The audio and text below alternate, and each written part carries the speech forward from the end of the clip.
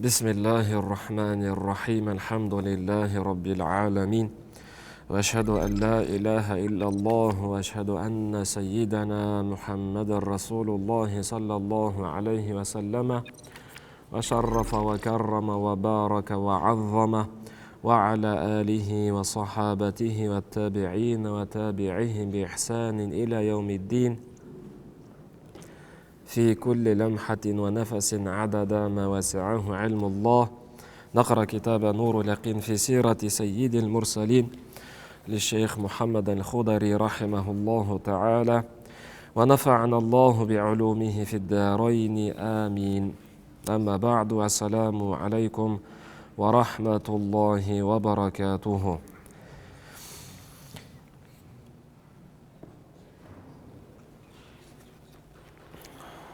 Пайғамбарымыз саллаллаху алейхи ва саллям өзінің туған жері, Алла тағаланың сүйікті мекендерінің бірі Меккені тастап, пайғамбарымыз үшін әуел баста жаратылған, пайғамбарымызға мекен боп берілген, таңдалып қойған жерге қоныс аударады. Ол Мәдина. Мәдинаның 100-ден астам есімі бар. 100-ден астам есімі бар. Соның бірі Мубарака, және Жаннат, және Махруса. Жаннат түсінікті, Жаннат, Махруса дегеніміз қорғалған, сақталған деген сөз. Ешкім ешқашан Мәдинаға, сондай ақ Меккеге зиян бере алмайды. Дәджалдың өзі қияметте шығады, оның өзі Мәдина мен Меккеге кіре алмайды деген. Содан Махруса деген есім берілген. Рауда деген есім берілген. Неге?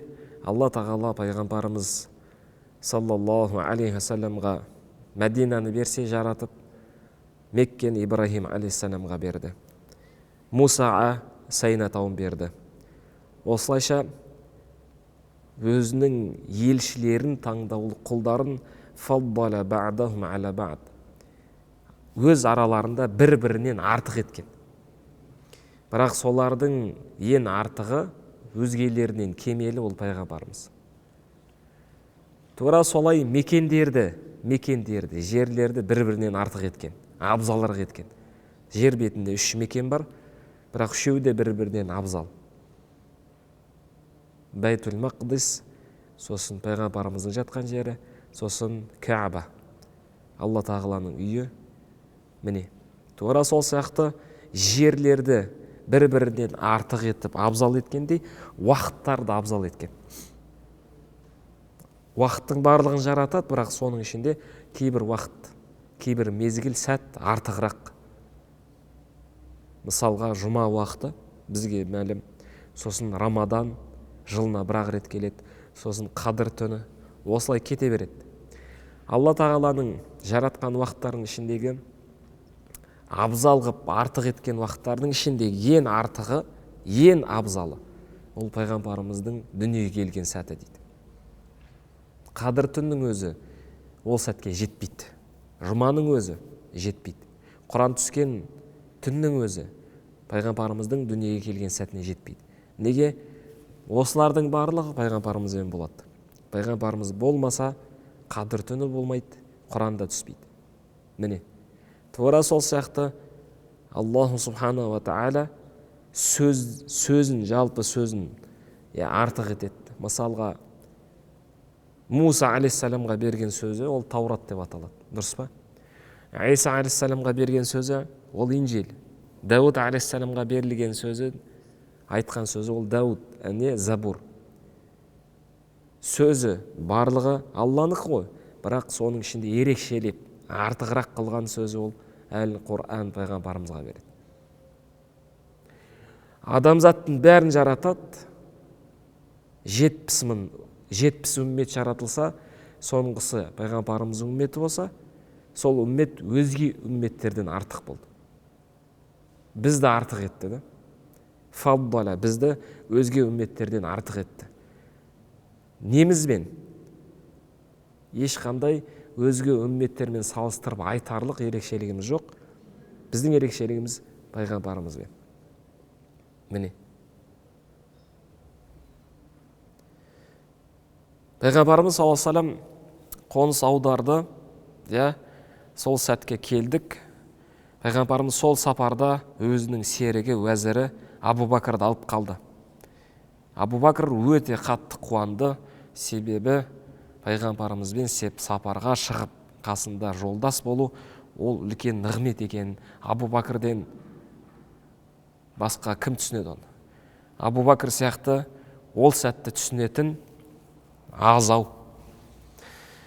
Кешегі сабағымызда пайғамбарымызға мүшриктер не жасасақ, қалай тоқтатсақ деп ақылдасқан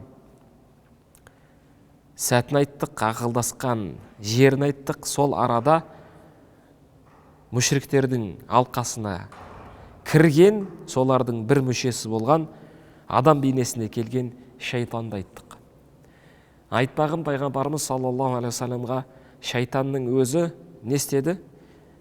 Зиян беру үшін, исламды, ақиқатты тоқтату үшін барлық шараны қолдады.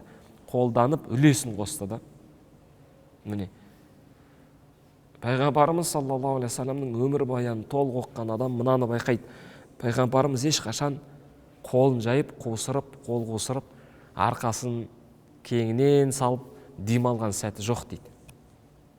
Бүгін бір демалайшы, жексенбі күн ғой деп. Жоқ, пайғамбарымызда ондай сәт болмаған. Әр сәті күрес, әр сәті қиындық, әр сәті ақиқатты жеткізу дейді. Міне, өмірі жеңіл болмаған, әр дайым қиындықтың үстінде болған. Алда иншалла мәдиналық кезең келеді. Мәдиналық кезеңді оқысаңыздар, пайғамбарымызда уақыт болмаған демалуға.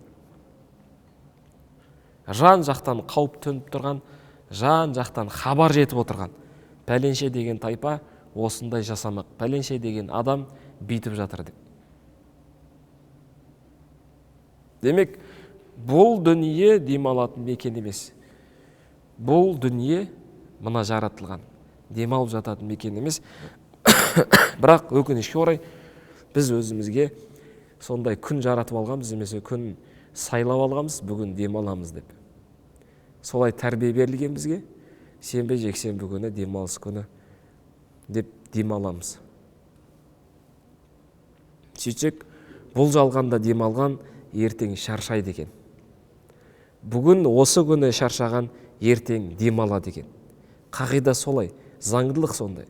Өзімізде солай тәрбие алғанбыз, өзімізде солай қағида айтамыз. Бүгін жақсылап оқысаң, бүгін шаршасаң, ертең жемісін жейсің деп өзіміз айтамыз. Олай болған болса, бүгін демалған адам ақыретте не істейді? Қалайда шаршайды. Неге? Жауап береді, қиындықтардан өтеді. Міне пайғамбарымыз саллаллаху алейхи вассаламның сапарының өзі қиындық. Кімді алды? Абу Бакр Сыддықты алды. Абу Бакр пайғамбарымыз үшін 2 көлікті дайындады, бірақ пайғамбарымыз сатып алды. Нешеге? 800 дирхамды. Ал Меккеден Мәдинаға шыққан күні қай күн? Дүйсенбі күні шыққан. Мәдинадан Меккеден шыққан күні дүйсенбі болса, Мәдинаға жеткен күні дүйсенбі болған. Туылған күні дүйсенбі болған. Құранды алған күн дүйсенбі болған. Сөйтіп, бір ғалымдарымыз осы дүйсенбі деген күнді зерттесе, пайғамбарымыздың барлығы нәрсесі, соғысы да, Бәдір соғысы да дүйсенбі болған. Барлығы дүйсенбі болған дейді. Бірақ сөйтіп қараса, бағанағы сөзімде меңзеп кеттім, Алла тағала күндерді артық еткен. Сонда апта күн ішіндегі төресі жұма емес қайсысы? Дүйсенбі. Муса алейхиссаламға жексенбіні берген.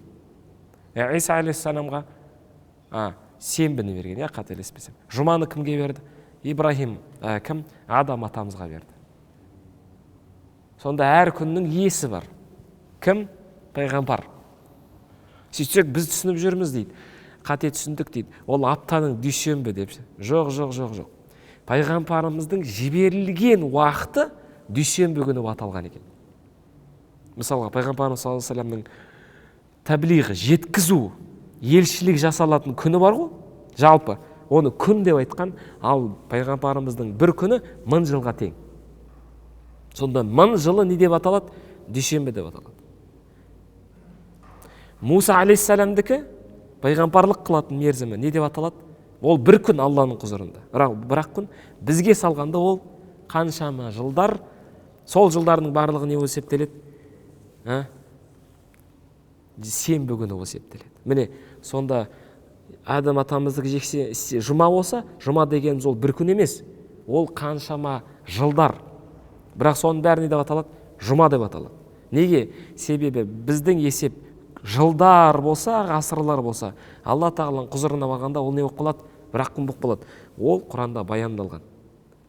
Сендердің есептерің осындай болса, Алланың құзырына барғанда ол не болып қалады деді? Бір-ақ күн болып қалады деді.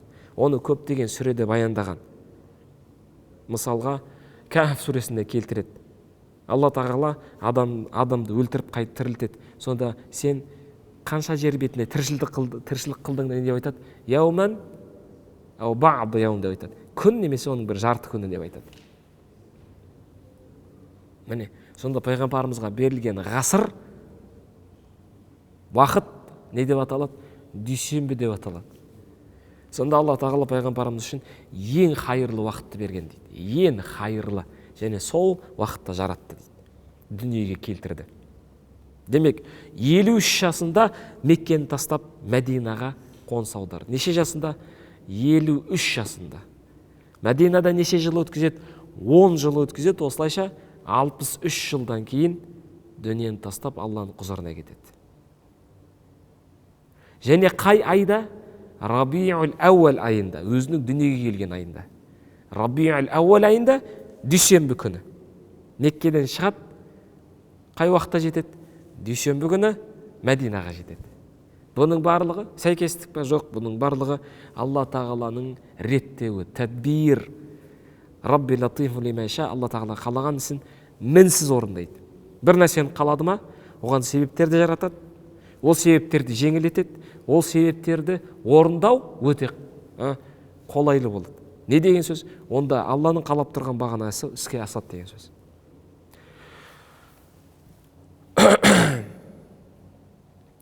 Осы сапарда пайғамбарымыз саллаллаху алейхи вассалам жол көрсететін жол серігін, біздің қазіргі таңдағы карта немесе қолымыздағы қазір планшеттағы бар жол серігін таңдайды. Ол кім болған? Мушрик, әлі дінді қабылдамаған кәпір адам болған. Бірақ нені жақсы біледі? Жолды жақсы біледі. Сайларды, қырларды, бөктерді, қай жақпен қалай жүруді жақсы біледі. Мушрик болған, кәпір болған.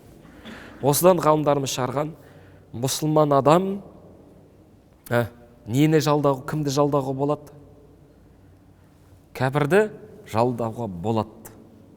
Шарты, ол қиянат етіп, зұлымдық етпесе, сенімді адам болса, болды. Не істеуге болады екен?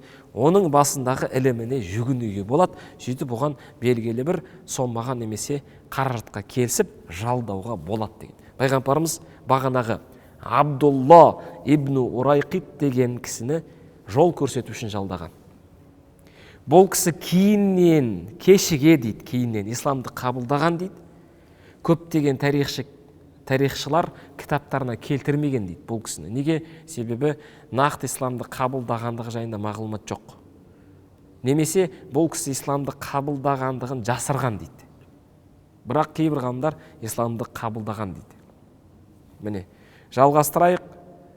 Вастаджара Абдаллахи ибн Урайқит min бәни Дәйл ибн Мәкір. Міне, осы кісі не істеді?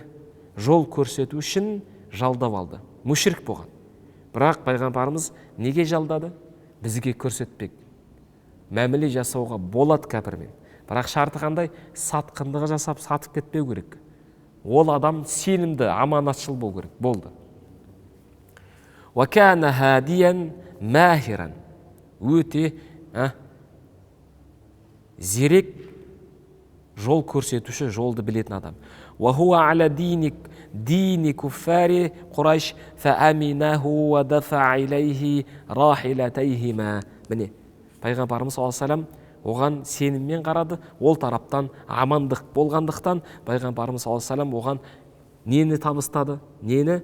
2 көлігін берді. Қашан келесің деді? 3 күн өткеннен кейін, 3 түн өткеннен кейін бағанағы 2 көлік, 2 түйені алып, қай үңгірге келесің?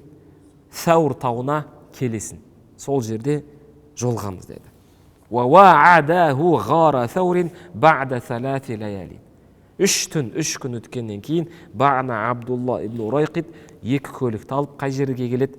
Саур үңгіріне келеді. Пайғамбарымыз Абу Бакр екеуі демек бағанағы тауда неше күн, неше түн өткізді? 3 күн. Бағана айтып кеткеніндей, мекендерді абзал еткендей, мына тауды да өзге таулардан артық еткен. Неге? 3 күн, 3 түн кім жатты? Пайғамбарымыз саллаллаху алейхи ва саллям сол түнде жатқандықтан өзге таулардың төресі бұл.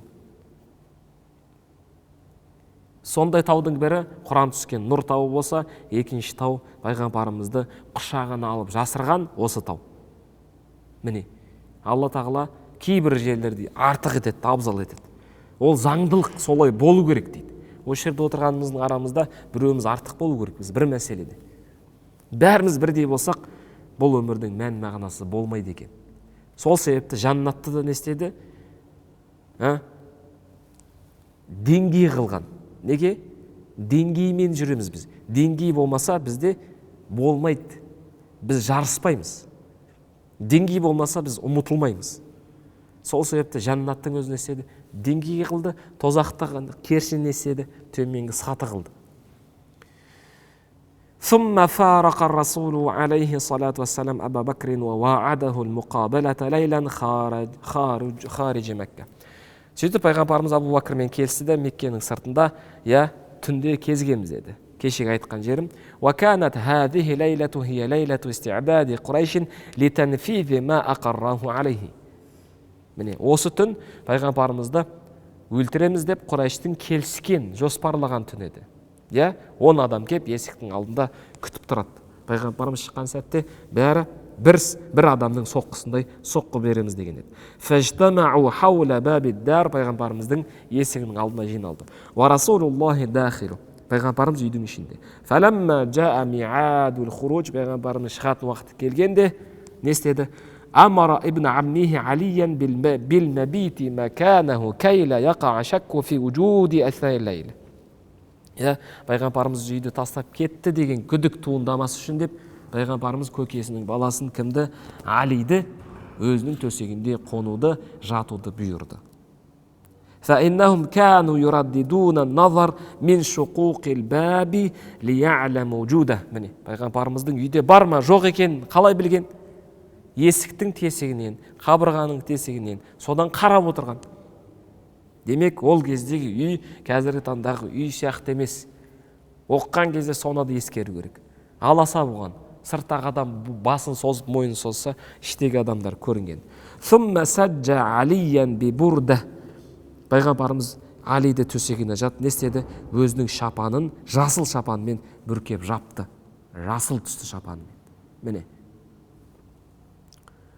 Ва хаража алал қаум, пайғамбарымыз сыртта тұрған адамдарға өлтірмек болып келгендерге шықты. Ва хуа яқра, мына жерде көрдіңіздер ме?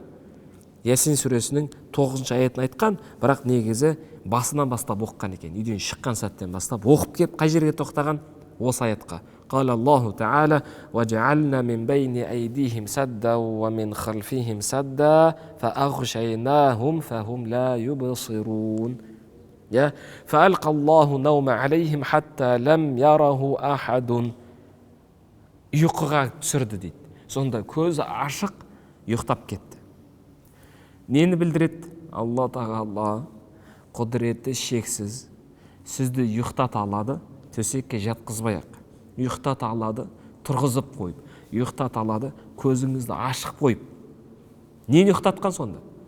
Санаңызды ұйықтатып тастаған. Нені ұйықтатып тастаған? Ақылыңызды ұйықтатып тастаған. Бірақ жүрек соғып тұр ма? Соғып тұр. Қан айналып тұр ма? Айналып тұр. Есіңіз бар ма? Есіңіз бар. өлімге кеткен жоқсыз, бірақ өлімге кетпесеңіз де Алланың құдіреті ұйықтатып қойды сізді. Көріп тұрсыз, бірақ еш нәрсені көрмейсіз. Бұл не? Бұл келесі бір муъжиза. Келесі бір муъжиза. Ал сабақты бір-біріне қосып ұштастырып отырайық. Пайғамбарымыз саллаллаху алейхи вассалам муъжизасының көпшілігін қай сапардан кейін көрсеткен? Исра Ми'раж сапарынан кейін көрсеткен. Исра Ми'раж сапарына дейін пайғамбарымыз кітапты оқысаңыздар, сирасын, өмірбаян оқысаңыздар, көп көрсете бермеген. Пайғамбарлығын айтқан сәттен бастап Исра Ми'раж оқиғасына дейінгі аралық шамамен пайғамбарлықтың 10 жыл өткен. Ал Исра Ми'раж пайғамбарлықтың 12-ші жылында болады. Хижраның алдында 1 жыл бұрын болады. Сонда 12 жыл пайғамбарымыз саллаллаху алейхи вассалам адамзатты, Құрайшты дінге шақырып үгіттеген сәтте нені қолданбаған? Муъжиза қолданбаған. Бұл тағы бір кемелдігі, өзге пайғамбарлар бірден муъжизаны қолданған. Мысалға Муса алейхиссалам келетті, қауымын ертіп келіп нені қолданады? Немесе кіммен тілдесуге, дебатқа түскен кезде бірден нені қолданады? Муъжизаны қолданады. Сөйтіп сұрап алады Алладан: "Я Раббым, мен оған қалай дәлел келтірем?" дегенде: "Я Муса, ана қолыңдағы таяқты тастаулы саған дәлел жылан болады" деп. Алла тағала сол жерден ақ Мусаға қолдау көрсеткен. Сөзге түскен кезде немен бастайды? Сөз немен бастаған? Сол таяқты көрсетіп бастаған. Содан алғыра әңгіме кетеді. Ал пайғамбарымыз саллаллаху алейхи вассалам өзінің қауымымен сөзге кірген кезде, я дебатқа, таласқа кірген кезде муъжизасын көрсетпеген, бәлкім несін көрсеткен? Өзінің кім екенін айтқан. Қалайша? Сендер мені 10 жыл болды, немесе 40 жылдан астам уақыт өтті, өздерің мені кім деп сипаттадыңдар? Әл-Әмин деп сипаттаған едіңдер деп, осы өздерінің берген сипатымен өздеріне қарсы дәлел келтірген. Міне. Бұл нені білдіреді? Пайғамбарымыздың кемелділігі. Мынау соның бір несі, муъжизасы. Неден кейін? Исра Ми'раж оқиғасынан кейін. Неге? Білесіздер ме? Алла тағаланы көрген пендеден сен не көрмедің деп сұрай аласың ба деген. Алла тағаланы көрген пенде неге жетті? Айта аласыз ба? Неге жетті? Мысалға, сіз Құран оқып, жаттап бір деңгейге жетесіз. Жаннатта да бір деңгейге жетесіз. Бірақ Алланы көрген пендемен Құран жаттаған пендені салыстыра аласыз ба? Жоқ. Ғалымдар болады, профессор, атақты ала береді, ол деңгейге жетеді, дұрыс па? Иә, тура сол сияқты. Алла тағаланы көрген пенденің деңгейі қай жақта? Неге жетіп кетті? Ол не білмейді? Не болып кетті оның? Көзі, тәні не болып кетті? Міне, пайғамбарымыз саллаллаху алейхи вассалам бұл нәрсені неден кейін көрсетіп тұр? Исра Ми'раж оқиғасынан кейін. Демек, пайғамбарымыз саллаллаху алейхи вассаламның муъжизаларының көпшілігі осы ұлық сырға толы сапардан кейін орын алған дейді. Саусақтарының арасынан су шығу, аз болып тұрған тамаққа түкіруі, сөйтсе ол тамақ 1000 адамға жетеді. Хандақ соғысында үлкен тас шығады, соны соқамен ұрған сайын, темірмен тас тиіп не шығады? Ұшқын ұшқан кезде не деп айтты? Рим жеңіледі деді. Парс жеңіледі деді. Арабтарды айтады, Кисраның патшалығы құлайды деп айтады. Оның барлығы не? Муъжиза, ғайыпты көру. Ал бір бауырларымыз айтып жүр, пайғамбарымыз ғайыпты білмейді. Оған дәлел Құрандағы аяттың өзін оққанда басынған оқиды. Сен соңын оқысаш, ол аяттың басы бар, келе жатқан бастамасы, аяғы бар. Оқысаш, жоқ, сол жерін аударып алған тағы да. Аударып алып, қазақша соны дәлел келтіріп тұр. Ал біз баршамыз білеміз, аударма ешқашан дәлелге жатпай, сен адасасың. Оны нақты арабша оқу керек, және сөзбе-сөз айту керек. Міне осы жерде былай тұр, оны пәленше ғалым бүй деп айтқан деп. Жоқ, Алла тағала бағанағы сөзіме қайтып оралайын. Кейбір пайғамбарларын артық еткен болса, сол пайғамбарларын артық еткендей, пайғамбарларына дәрежесіне қарай не істеп отырады, деңгейіне қарай белгілі мөлшерде ғайыпты ашып беріп отырған. Ал пайғамбарымызға үмметінің тағдырын білет, алдына кеп тұрған пенденің пиғылын білет пайғамбарымыз. Қалай енді ғайыпты білмейді деп айтамыз.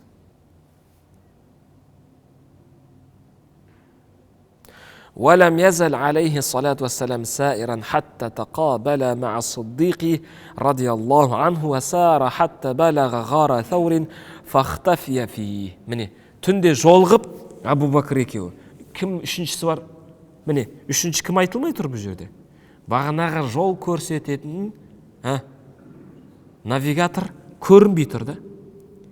Сол навигатор Мәдинаға барды ма? Мәдинаға барған. Мәдинада бірге болған. Бірақ кітаптарда ол айтылмай қалады. Міне, зікір етпей кетеді. Ол кісінің тағдырын не істеген деген. Үшеуі тұр ғой бұл жерде, үшеуі. Пайғамбарымыз саллаллаху алейхи вассаламды Абу Бәкір соншалық жақсы көргені, жанынан артық сүйген, жанынан артық. Сол жерде құрбан болып кетсем, құрбан болып кеттім деген. Неге? Оны мына әрекетінен байқаймыз қазір. Пайғамбарымыз саллаллаху алейхи вассалам сол биік тауға шығады. Солтүстік жақта орналасқан, оңтүстік жақта. Алла тағала нәсіп етіп, оқи бергеннен қарағанда, бір рет барып көзіңмен шығып көрген дұрыс та, ол тауларға. Сәуір тауын Алла тағаланың нығметі нәсіп етті, барып шығып көрдім. Шынымен биік. Бағанағы жасырынған үңгірдің ішіне де кіріп көрдім. Шынымен ол жерде жасырын алмайсың, ана жерде бүйтіп қарасаң ашық тұр, бәрі алақандағыдай. Сонда Абу Бәкірдің уайымы орынды да, ал біз ойлап жүрміз, көрмегендіктен барып, оқымағандықтан үңгір дегенде қап-қараңғы ішіне бетіп, жарықтың кірмесең көре алмайсың деп. Біз сөйтіп суреттейміз үңгір дегенде. Жоқ, ондай емес екен. Ол жерде кәдімгі алақандағыдай бүйтіп басын сусаң көрініп тұр, бүйтіп ашық. Міне сол үңгірге пайғамбарымызды кіргізбестен бұрын Абу Бәкір Сыдық не істеді? Әбден тексеріп, тінтіп, пайғамбарымызға бір қауіп төніп тұрған жоқ па дегенді бақылап, зерттеп барып, шараның бәрін қолданып барып кіргізді да. Соның бірі киімдерін, етектерін жыртып, мына жерден бағанағы зиян беретін шаян жыртқыш шықпала ма деп бітеп, соңында бір шұңқыр қалады. Соны аяғымен, өкшесімен не істеген еді? Бітеп, шығып алмасын деп жатқан еді. Сөйтсе сол жерден шығады. Бағанағы киіммен жапқан жерлерден шықпайды. Пайғамбарымыз кеп шаршап келгендіктен бірден Абу Бәкір Сыдықтың санына басын қойып ұйықтап кетеді. Риуаят бойынша жылан деп айтады, екінші риуаят бойынша шаян деп айтады. Демек таласты. Не жылан, не шаян Абу Бәкір Сыдықтың аяғын шағады. Шаққаннан Абу Бәкір Сыдық айқайлап жібермейді. Дауысын көтеріп жыламайды. Неге?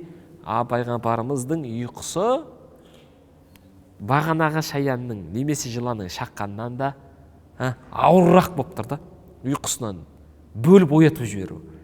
Бірақ сонда да шыдады. Шыдағаны не? Немен аяқталды? Көзінен жас ақты. Ол тамшылап пайғамбарымыздың жүзіне түскенде пайғамбарымыз оянып кетті. Не деп сұрады? Шақты ма деді. Не болды деген жоқ, шақты ма деді. Бірден түсінікті да, пайғамбарымыз бәрін біліп жатыр да. Шақты деді, я Расулалла, әкел деді. Сол жерде, бағана айттым ғой, түкірігі. Сол жерде не істеді? Пүф деп алып, шаққан жерді сүрткен. Ол апталап емес. Мәдинаға барғанда жазылып кетті деген жер жоқ. Сол жерде емделіп кеткен. Содан мынандай екі шумақ айтылған. Саллу аля мен қад шафа бирриқи ләдғаты сыддиқи ва айнад дарири деген. Салауат сәлем айтыңдар, сілекеймен шаянға шағылғанның аяғын емдеген, көзі ауырып көзі ісіп кеткен Алидің көзін емдегенге салауат сәлем айтыңдар деген. Сілекеймен. Алидің көзі қашан ісіп кетеді? Хайбар соғысында көзі ісіп көрмей қалады. Соғысты бастайтын, кез келген соғысты бастаған жекпе-жекте ол Али болған. Жеңілмеген ешқашан. Әдеттегідей Али қайда дейді. Али әскердің артында көзі көрмей отырады, ісіп кеткен. 3 рет айқайлайды. Соңында я Расулалла, менің көзім көрмейді, ауырып тұр, жарамайым дейді. Кел деп сол жерде түкірген. Сол жерде жалып кеткен. Соғысқа бастап кіріп шайқаста екі еврейлер тарапынан шыққан екі алыпты сол жерде басын алады. Али көтеріп соғысқан, қалқан қылып қолданған қақпаны қалқан, қақпа болған, қамалдың қақпасы. Соны қалқан қолданған. Соны лақтырып жібереді. Кейін 40 сахаба келіп көтере алмаған дейді оны. 40 сахаба келіп соны көтере алмаған. Неге? Али пайғамбарымыздың шапанына бүркеніп төсегінде жатқан. Неге? Пайғамбарымыздың қызын алады. Неге? Дұғасына бөленген. Неге? Сілекейіне бөленген. Сол себепті Алию минни би манзилат ахи деген. Али маған жақындығы соншалық, ол менің бауырым деп айтқан. Сол себепті Абу Бакр Аббас және пайғамбарымыз екеуі Абу Талибқа жәрдем берейік деп барған кезде бала шағасы көп болды ғой. Кімді алады пайғамбарымыз? Ал Абу Талибтің 10 шақты баласы болған. Ақил, Талиб, Джафар, Али болған. Сосын тағы да балалар бар. Сонда осы балалардың ішінен неге Алиді алған? Себебі пайғамбарымыздың есімі кім? Али. Біз қайсы есім білеміз? Мұхаммадун, Ахмадун, Махмудун, Абул Қасим. Сөйтсек пайғамбарымыздың есімі 700, 300, 201 мыңға жеткізген ғалымдарымыз. Есімі. Мысалға, адамның көптеген есімі бар. Біріншісі адам деген есім бар. Анау кім? Адам. Сосын мынау өзінше кісі болып отыр дейміз. Сонда адамның келесі бір есімі кім? Кісі. Сосын сені атап қойған есімің бар. Сосын халық. Бізде бүйтіп айтамыз, халық деп айтамыз ғой. Ол араб тілінен енген сөз. Халық дегенімізде Алланың жаратқаны.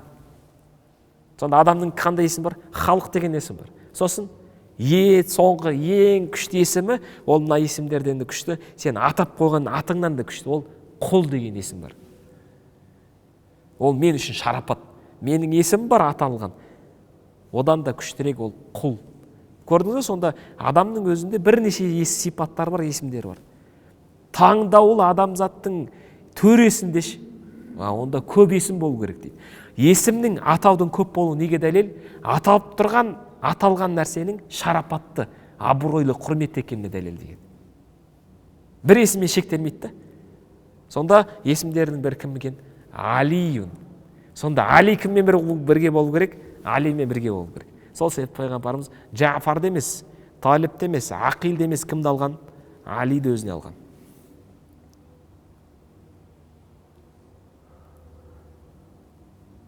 Және байқаңыздар, пайғамбарымыз саллаллаху алейхи жүрген кезде жерде ізі қалмайды. Топырақта, құмда, шөпте, қарда қалмайды. Бәлкім қай жерде қалады? Таста ғана қалады. Неге? Себебі тас жер бетіндегі қатты заттың бірі ғой. Қатты заттың бірі. Және мына таулар тастан тұрады. Тау жердің қазығы болып есептеледі, тепе-теңдік ұстап тұрады. Сол тастың өзі, таудың өзі Алла тағаланың сөзін көтере алмаймыз деген. Ол жауапкершілікті біз көтере алмаймыз, шамамыз келмейді деп бас тартқан. Аспан бас тартқан, жер бас тартқан. Сол жауапкершілікті кім көтеріп кетеді? Пайғамбарымыз алады. Пайғамбарымыздың жүрегі көтереді. Сол себепті пайғамбарымыздың жүрегі көтерген нәрсені тас көтере алмаймын деп бас тартқандықтан, сол адам немесе сол жүрекке тасты бастан не болып кетеді? Тас езіліп кетеді деген. Тек пайғамбарымызда қасиет емес, бұл пайғамбарлардың барлығында қалған қасиет, ерекшелік. Тасты басса, сол ізі қалып қалады. Ал енді мүшриктер пайғамбарымыздың кетіп қалған біледі ғой, бағанағылар. Бастарын ұстап қараса, бастарын не табады? Құм табады. Содан түсінеді. Пайғамбарымыз баяғыда үйді тастап Меккеден шығып кеткен. Үйге басып кіреді, төсекте Али жатады. Көрпені немесе шапанды ашып қалса Али болады. Алиға тиісе алмайды. Алиға тиіссе, Құрайш екіге бөлінеді де, әулет боп қияметке дейінгі соғысқа кіріп кетеді. Сол себепті Алиға тиісе алмайды. Себебі ол кімнің баласы? Абу Талибтің баласы. Абу Талиб әлі дінге келмеген. Ол қандай әулетті көтеріп тұр? Абдул Мутталиб деген әулеттің несі? Ең үлкені да. Сол себепті Алиға тиісе алмайды. Содан сыртқа шығады, сыртқа шыққан кезде түсінеді, баяғыда Меккені тастап кеткен. Бірақ біз естіген оқиға бойынша олар осы үңгірге келеді. Дұрыс па? 3 түн тығылған, жасырынған үңгірге жетеді. Қалай жетеді? Қалай біледі? Ізбен жетті деп айтады. Ал біз жаңа ғана айттық, пайғамбарымыздың ізі қалмайды. Сонда кімнің ізімен барды? Абу Бакр Сыддықтың ізімен барған дейді. Ал Абу Бакр Сыддықтың ізі қалай қалып қалды? Абдулла деген баласы 3 түн не істеп отырған?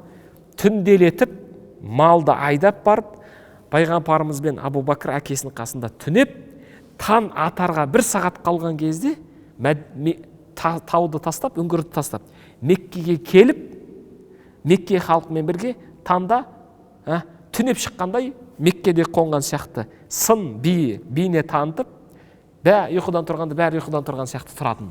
Сөйтіп күндіз мүшриктер не істеп жатыр, қандай сөз айтып отыр деген естіп, түн батқанда қайтып келіп пайғамбарымыздың қасында, Абу Бәкірдің қасында түнейді.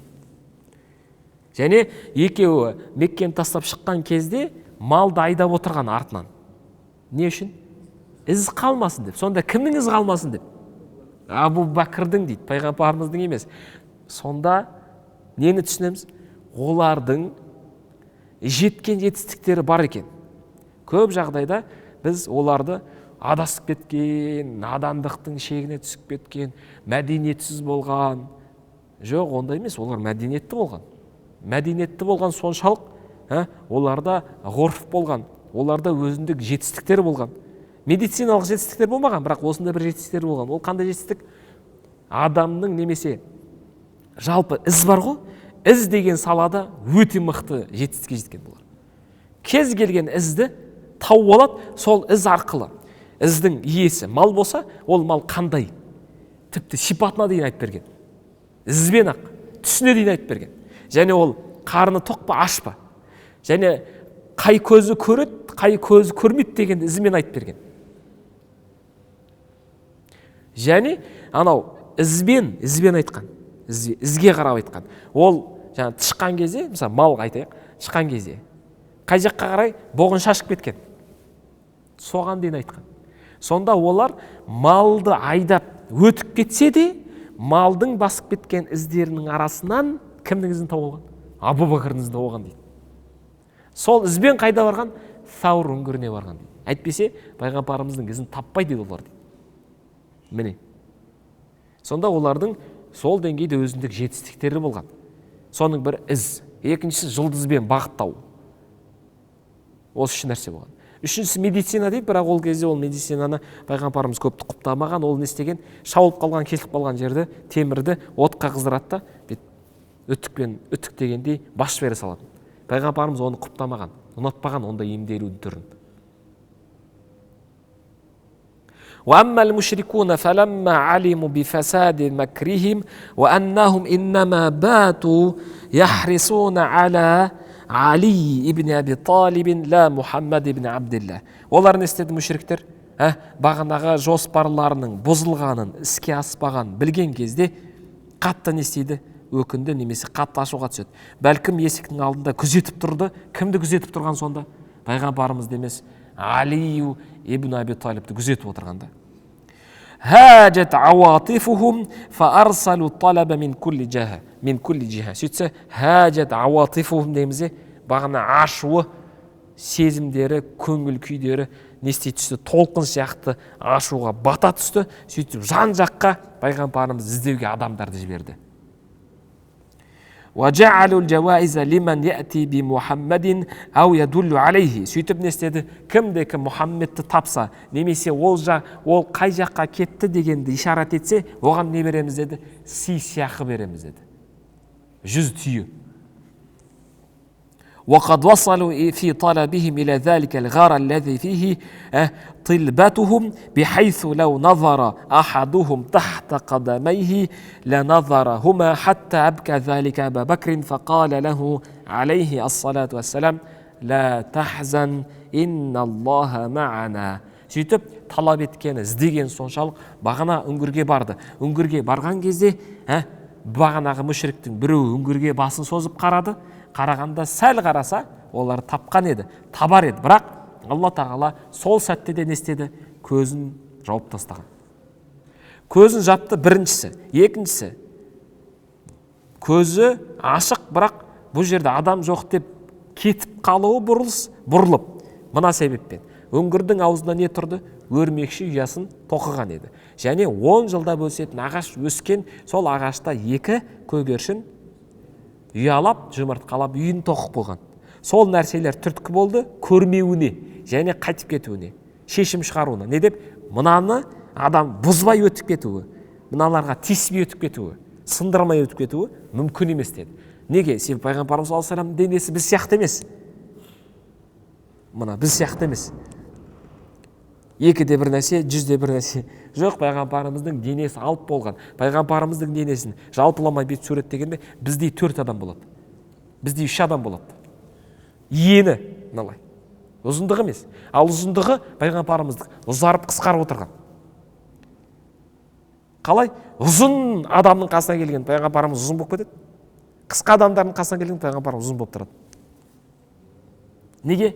Пайғамбарымыздан ешкім рухани жағынан да, білім жағынан да, күш жағынан да, тіпті жай ғана қарапайым бой жағынан да асып кетпеу керек екен. Ешкім аспау керек.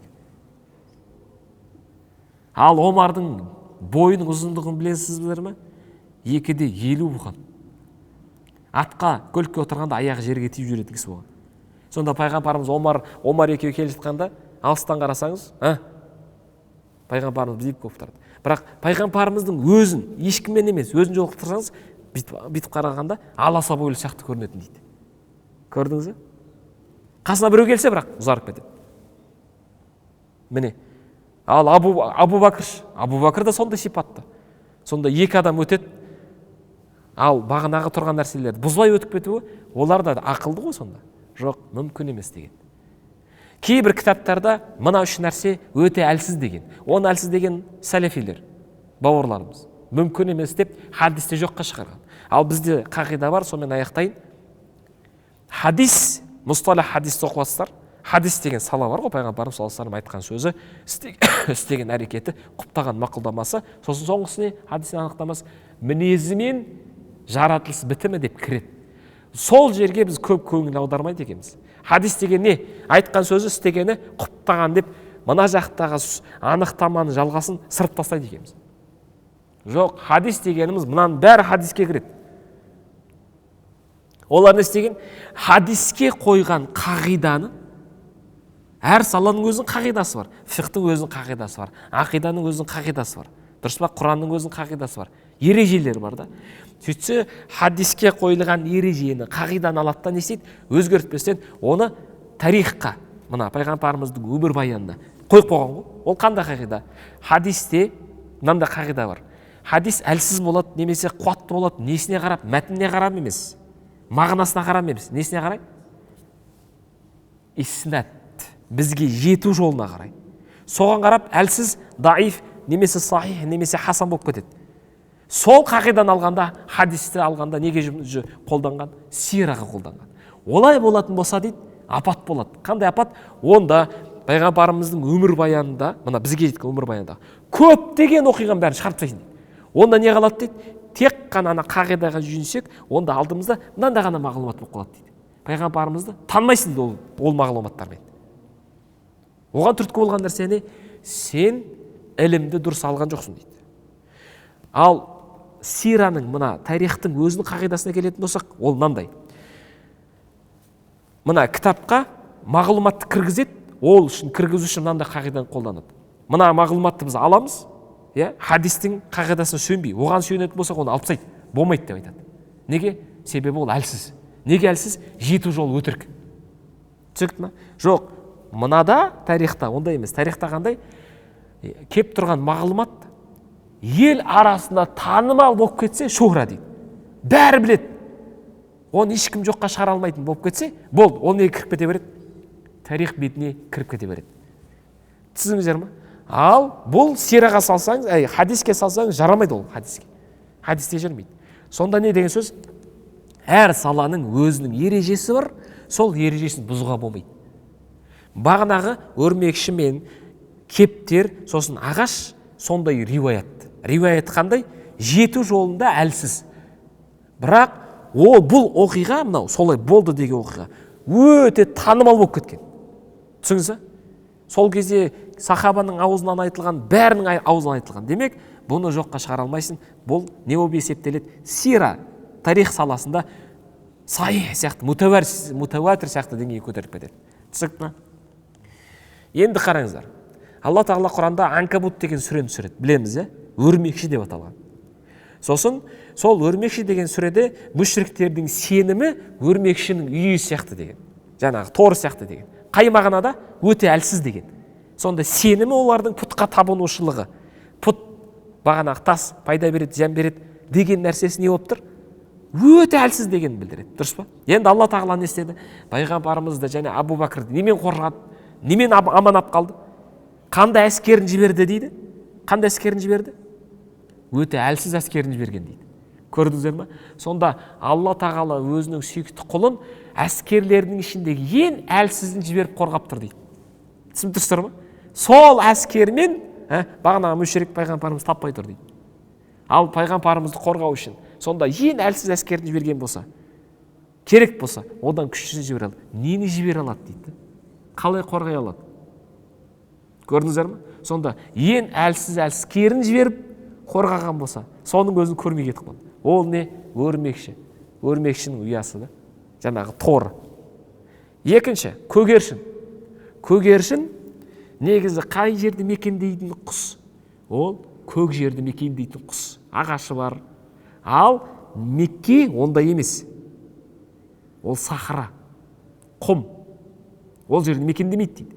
Неғып жүр дейді? Алла тағаланың жаратқан әскері дейді. Екінші әскері. Екеуі жәнеден істеген жұмыртқалап ұялап қойған дейді. Үшіншісі 10 жылда өсетін ағаш дейді. 10 жылда өседі ол ағаш. Сол сәтте өсіп қойған дейді. Міне, пайғамбарымызды Алла тағала немен қорғады дейді? Әскердің ішіндегі ең әлсізін жіберді дейді. Ал ең күштісі ол өзінің таңдаулы бұйрығын екі етпейтін періштелер. Оны жіберсе не болар еді дейді? Жер беті жоқ болып кетер еді дейді. Оны жіберген жоқ. Мүшриктерге не істеді? Ең әлсізін жіберіп, сонымен не істеді? Қайтарып берді. Көгершінге келетін болсақ, ғалымдарымыз айтады, ұстазымыз айтады, олар ол жерді мекендемейді. Демек, Алла тағала оны жіберген болса, олар таңдаулылар дейді. Неге? Таңдаулы Мұхаммедті қорғау үшін, қызмет жасау үшін жіберілгендер, олар таңдаулы. Сол себепті көгершінге пайғамбарымыз не жасап кеткен? Дұға жасап кеткен. Береке, Алла саған береке берсін деп. Сол дұғасы қабыл болған, содан көгершін көбейіп кеткен. Қай жерде? Мекке мен Мәдинада. Қазіргі шын жүргендер дейді, сол екі көгершін ұрпағы дейді. Мекке мен Мәдинада. Сол себепті хадис келген, фиқта айтылады, мешітке кіріп кеткен болса, мешіттен қуып шықпаңдар деген. Саңғырға тиіп кеткен болса, еш нәрсе болмайды деген, алып тастай салыңдар деген. Міне, көрдіңіздер ме? Пайғамбарымыз саллаллаху алейхи вассалам не істейді? Бұл айтқанда пайғамбарымызға кім тиіп кетеді дейді? Болды, сен өсіп кетесің ғой. Сен мәңгілік тарихта қаласың. Ерекше болып кетесің. Тидің бітті. Пайғамбарымыз саған емес, сен оған тисең. Сол себепті пайғамбарымыз жайында бүйтіп айтқан, пайғамбарымыздың аяғы, қолы, жалпы денесі қай жерге кеп тимесін, сол жер автоматты не болып кетеді деген. Алланың жаратқан жаратылысы ішіндегі ең ерекшесі болып кетеді деген. Сол себепті біз ең қайырлы үммет болдық. Кім себепті? Пайғамбарымыз Мұхаммадun саллаллаху алейхи ва саллям себепті. Субханакаллахумма бихамдик нашһаду ан ла илаха илля анта настағфирука ва натубу илейк. إن الله وملائكته يصلون على النبي يا أيها الذين آمنوا صلوا عليه وسلموا تسليما اللهم صل أفضل صلاة على أسعد مخلوقاتك سيدنا محمد وعلى آله وصحبه وسلم عدد معلوماتك ومداد كلماتك كلما ذكرك الذاكرون وغفل عن ذكره الغافلون. الفاتحة. الحمد لله رب العالمين. إياك نعبد وإياك نستعين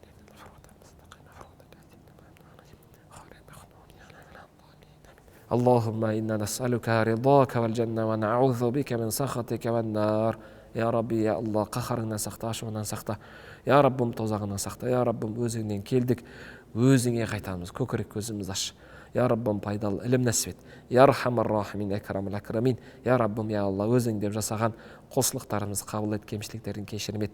Ей Раббым, бетімізге қайтар, бұра көрме.